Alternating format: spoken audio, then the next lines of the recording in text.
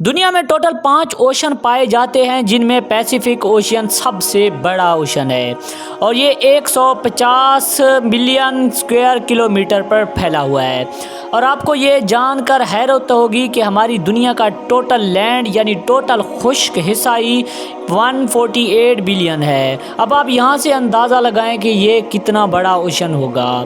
एक शख्स था जिसने इसमें 438 डेज़ मुकम्मल किए और वो भी एक 5 फीट की किश्ती पर। उस शख्स का नाम था जो सल्वाडोर। वो शख्स अपने एक दोस्त के साथ 5 फीट की एक कश्ती पर बैठ के इस ओशन में उतरा था।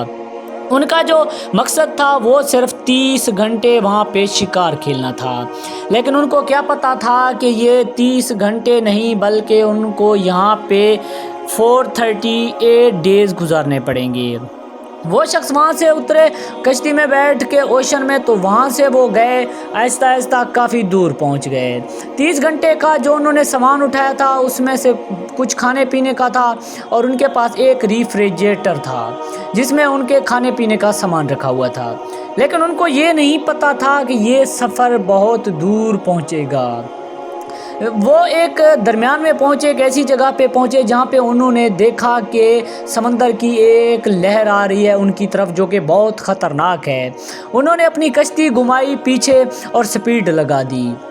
वो वहाँ से तो भाग निकले, तकरीबन लैंड से 20 किलोमीटर के फासले पर थे और वो तूफ़ान से भी बहुत आगे जा निकले थे। लेकिन यहाँ उनके जो बोट थे, बोट का इंजन ख़राब हो गया। उनके बोट के इंजन ने जब काम छोड़ दिया, ना उनके पास कोई चप्पू वगैरह था जिससे वो बाहर जा सकते थे लैंड की तरफ।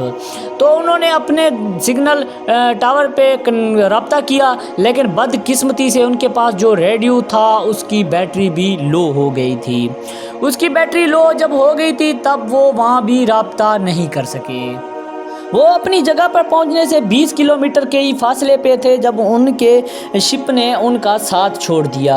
अब एक और लहर आई हवा के साथ जो उनको बहा के बहुत दूर ले गई। अब वो वहाँ पे तनहा अकेले खड़े थे, लेकिन उनके साथ किसी का ना राब्ता था, ना उनके पास कोई ऐसा सहारा था या कि वो वहाँ से बच निकलें। अब वो मान के बैठे थे कि भाई हमारी मौत ही होगी। काफ़ी टाइम वहाँ से गुजरता गया, दिन महीने, लेकिन कोई भी वहाँ नहीं आया। वो वहाँ पे अपना गुजारा कर रहे थे, खाने पीने का उनके पास कुछ नहीं था, तो वो वहाँ पे जो परिंदे वगैरह उनकी शिप में आके बैठते थे उनको पकड़ के उनसे खा के ज़िंदा उनका कच्चा गोश्त खा के उनसे गुजारा कर रहे थे।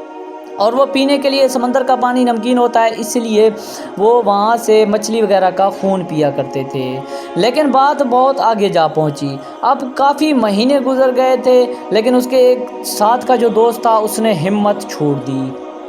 उसने वहाँ से समंदर में छलांग लगाकर अपनी जान दे दी। अब ये शख्स अकेला तन्हा बैठा था। अब वो हिम्मत तो नहीं आ रहा था, लेकिन बहुत ही परेशान था, क्योंकि अब उसके साथ बात करने वाला भी कोई शख्स नहीं था। वो तन्हा बैठा बहुत परेशान था कि उसे अचानक देखा कि एक शिप उसकी तरफ आ रहा है। उसने बहुत कोशिश की उसको इशारे करने की, लेकिन उसके अमले ने उसको शायद नहीं देखा। वो वहाँ से भी मायूस हो गया।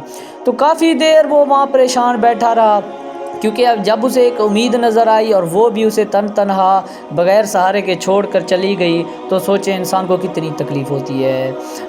तब तक वो तकरीबन अपनी किश्ती पर बैठे बैठे 8000 किलोमीटर तय कर चुका था। 30 जनवरी 2014 को जब उसने देखा कि एक कश्ती के आसपास नारियल नज़र आ रहे हैं, उसे समझ आ गई कि यहाँ पे ज़रूर कोई लैंड है।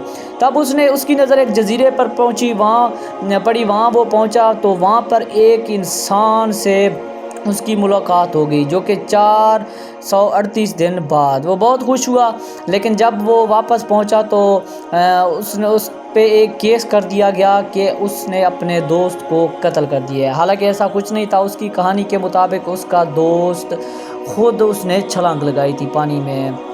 तो ये थी ये कहानी इस भाई की, जिसने 438 दिन समंदर में तन्हा